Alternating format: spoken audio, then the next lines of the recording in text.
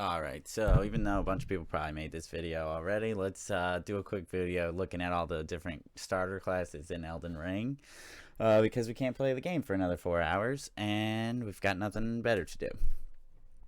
So the first one's the Astrologer. This is like the classic quintessential mage class.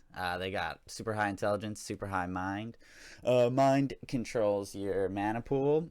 And then intelligence is one of the two sorcery stats in Elden Ring.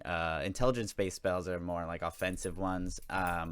Faith has some offensive ones, but faith-based spells are more utilitarian and like have heals and shit like that.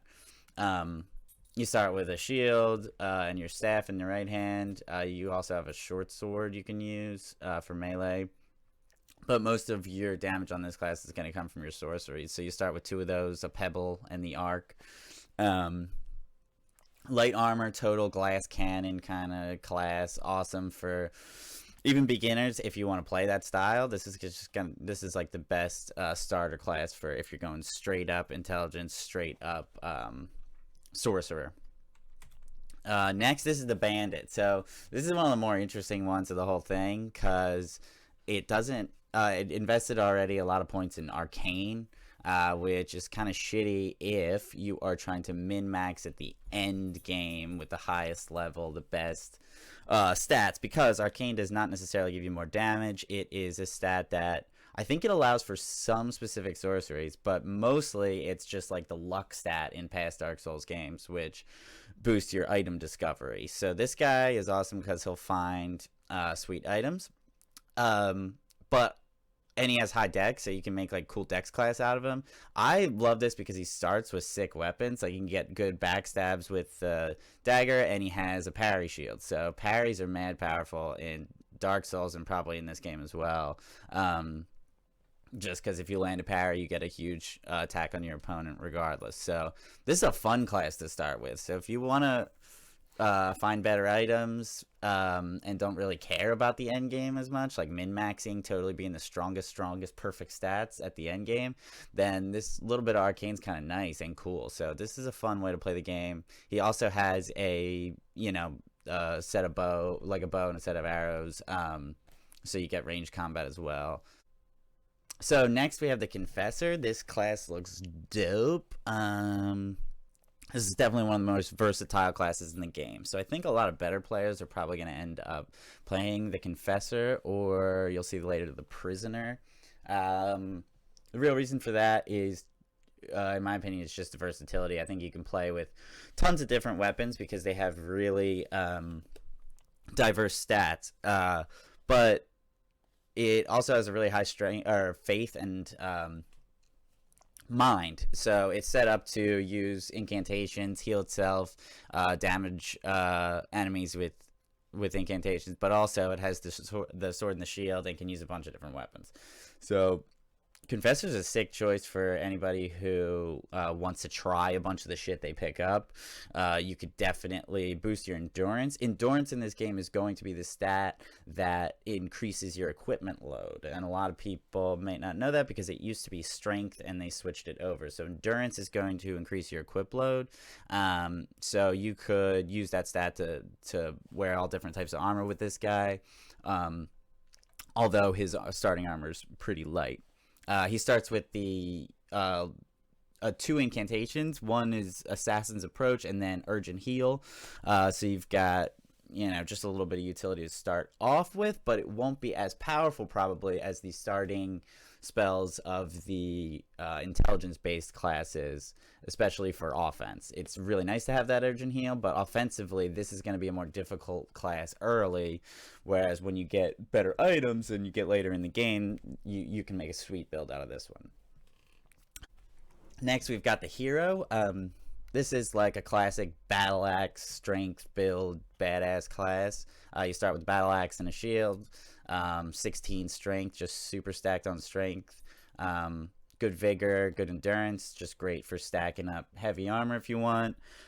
Giant weapons. This is the classic beast class. I had a Dark Souls build similar to this. And I'll definitely run a hero at some point in this, or in Elden Ring. Not much to say outside of that. Okay, so next is the Prisoner. Prisoner is one of the coolest classes as well. This is a weird, versatile one. It has really high intelligence. It's kind of like the intelligence version of the Confessor. If you want to play with all of the different items in the game, if you want to pick up, use what you pick up, and kind of craft a build as you go along, the Prisoner is an awesome choice. The Prisoner starts with the Estoc in his right hand, which is like that Dexy blade. He's got the staff, and he's got an iron round shield. He's got one starting spell. He's got Magic Glint Blade, which is a huge sword spell, which is really good damage. He starts off with light armor, but you can increase the endurance on this one and make whatever kind of build you want out of this guy. Yeah, like I said, like versatile, but intelligence focused rather than faith. If you want the versatile faith one, go with the Confessor. The Prophet is the total faith class. So if you're looking for the straight up faith, you want heals, you want utility. They have heal to start with, and they have like a flame spell to start with. They have just a spear and like a seal to start with, so they have like low defenses to start. Endurance is only at 8, so it's pretty much going to be a light armor class regardless. But this is your main choice if you want to go faith build. The incantations, you start with 16 faith and 14 mind. This is just the total stacked up faith version of the Astrologer, essentially. The faith spells, I think, are going to be pretty badass in this game, and especially later on in the game. So these faith dudes are definitely worth considering. I think versatile builds are going to be more prevalent in Elden Ring than in Dark Souls, and so I would definitely pick a class where you think you can, if you have any interest in sorceries at all, you can definitely sneak in a few onto your strength build characters or your armor build characters, or whatever builds you're going. But if you're going straight faith, this is your guy. Samurai. So Samurai's probably what I'm going to pick because of the late game weirdness with the Bandit. I'm definitely going to pick a high dex class. This starts with 12 strength, which probably, allows me to use some of the different weapons that have 2 stat requirements. Solid endurance to start, so solid equipment load. This guy rocks if you're going to do a dex build. This is like classic dex build guy. And he starts with a longbow as well, which is fucking killer because I probably won't play with any spells on my first go, so I'll probably play this class and just stack dexterity and use that for all my damage. Okay, so next to the Vagabond, this is like probably the best class for any beginner. It's like the quality class, has really high vigor. It's got 15 vigor, so it's really tanky. 11 endurance, so you can start to stack some heavy armor on it and have stamina. Solid strength, solid dex. It's just good for any sort of like chunky utility melee build you're doing. It starts with the heater shield and then a longsword or a halberd, whichever you prefer. Heavy armor. I think it actually starts with a heavy roll too, so I think you actually have to take armor off initially until you get some more endurance points if you don't want a fat roll. And fat roll sucks in these games, so just get a medium roll. Take off your boots or whatever the fuck you gotta do. But that's going to be a great class for a lot of beginners because it's safer, it's easier. And something to mention here, because the defensive build's got the shield.